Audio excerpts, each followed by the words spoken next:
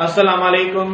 Sindh online school में अवा शागिर्दन के भलीकार आऊं आया अवां जे इल्मे कीमिया उस्ताद नजफ हैदर मेमन। प्यारा बारो, अज अवां जे सामू जो टॉपिक असां वटि उहो आहे कैथोड शुआउनि जूं ख़ासियतूं यानी प्रॉपर्टीज ऑफ कैथोड रेस।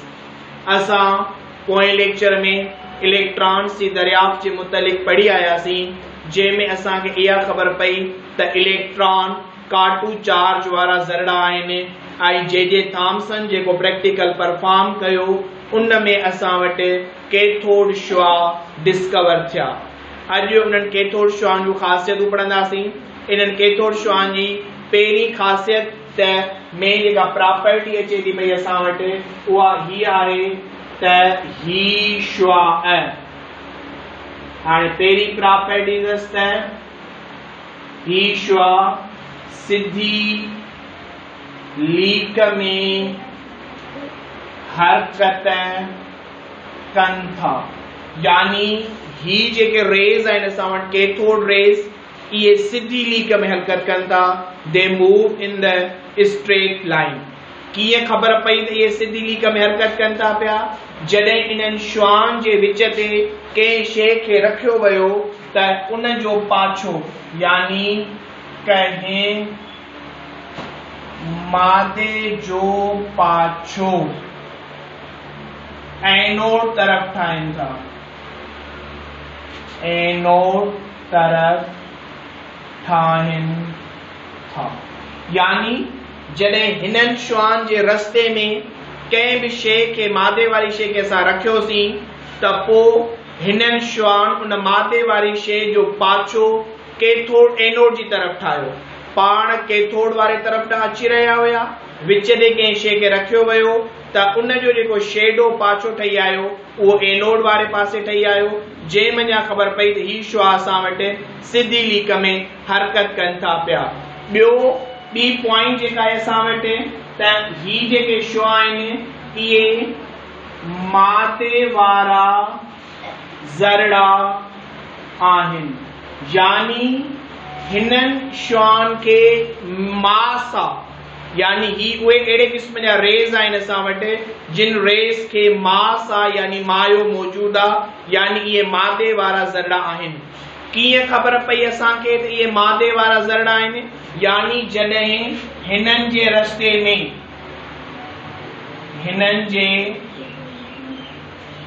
रस्ते में फिरणी रखी वई, लाइट पेडल रखियोसीं असां, फिरणी रखी वई त उन खे फेरायूं, यानी जॾहिं असां हिननि शुआउनि जे रस्ते में स्मॉल पेडल या लाइट पेडल यानी हल्की फिरणी रखीसीं, जीअं इहे शुआ उन फिरणीअ सां टकराया त उन फिरणीअ खे हिननि घुमायो, जंहिं मंझां इहो साबित थियो त हिननि शुआउनि खे मास आहे, तॾहिं कंहिं शइ खे टकराए उन खे लोॾे या चोरे सघनि था पिया। टियों नंबर जेका प्रॉपर्टी आहे उहा हीअ आहे त ही शुआ नज़र न था अचनि, माना ही असां वटि इनविजिबल रेज़ आहिनि, न नज़र ईंदड़ शुआ आहिनि असां वटि। हाणे पर जिन शयुनि सां टकराइनि था, पर कुन शयुनि सां टकराए उन्हनि खे रोशन कनि था, यानी कंहिं बि शइ सां जेॾी महिल ही टकराइनि था रेज़ त उन शइ खे चमकाइनि था, यानी फ्लोरेंस पैदा थी थिए पई, यानी उहा शइ असां वटि रोशन शइ थिए थी पई।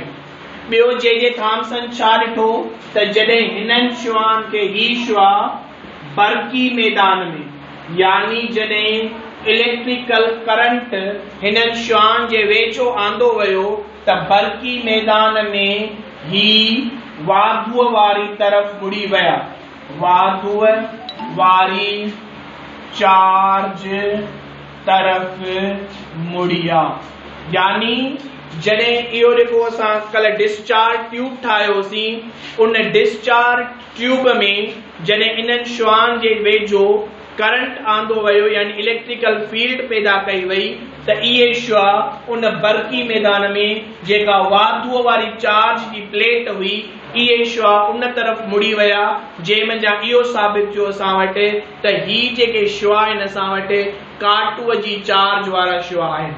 ऐं उन खां बाद में हिननि जी जेका ॿी प्रॉपर्टी आहे उहा इहा आहे हिननि जी त चार्ज मायो निस्बत, हिननि श्वान जो जेको चार्ज टू मायो रेशियो आहे असां वटि, उन जो वैल्यू असां वटि केतिरो आहे 1.7588 into 10 power 8 कोलम्ब पर ग्राम, यानी चार्ज टू निस्बत वारो जेको मायो आहे हिन जो उहो आहे 1.7588 ज़रबिया 10 जे मथां पावर यानी सग 8 कोलम पर ग्राम। कोलम पर ग्राम हिन जो यूनिट आहे। चार्ज जो एको असां वटि कोलम हूंदो आहे जंहिंखे सीए सां लिखंदासीं, माए जो एको असां ग्राम हूंदो आहे जंहिंखे जीए सां लिखंदासीं असां। उन खां अलावा आख़िरी जेका ख़ासियत हुई हिननि जी उहा हीअ आहे त ही श्वा हर की तवानाई रखनि था, यानी हिननि श्वान में हर की तवानाई आहे, यानी काइनेटिक एनर्जी इन्हनि श्वान में मौजूद आहे। उहा कीअं ख़बर पई? छो त ही श्वा मेकानी दाब लगाइनि था, माना मैकेनिकल प्रेशर, मेकानी दाब लगाइनि था।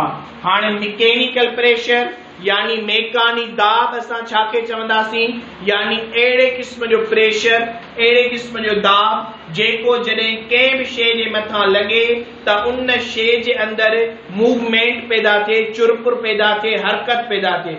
ऐं जंहिं शइ जे अंदरि हरकत पैदा थींदी आहे उन शइ जे अंदरि हर की तवानाई यानी काइनेटिक एनर्जी मौजूद हूंदी आहे। त इहे हुयूं असां वटि कैथोड श्वान जूं ख़ासियतूं, जिन जे मुतलिक़ असां इन्हनि शयुनि खे पढ़ियोसीं। इहे 4-5 ख़ासियतूं हुयूं कैथोड श्वान जूं। उम्मीद पियो कयां त तव्हांखे मुंहिंजो अॼोको टॉपिक सम्झ में अची वियो हूंदो। Thank U very much.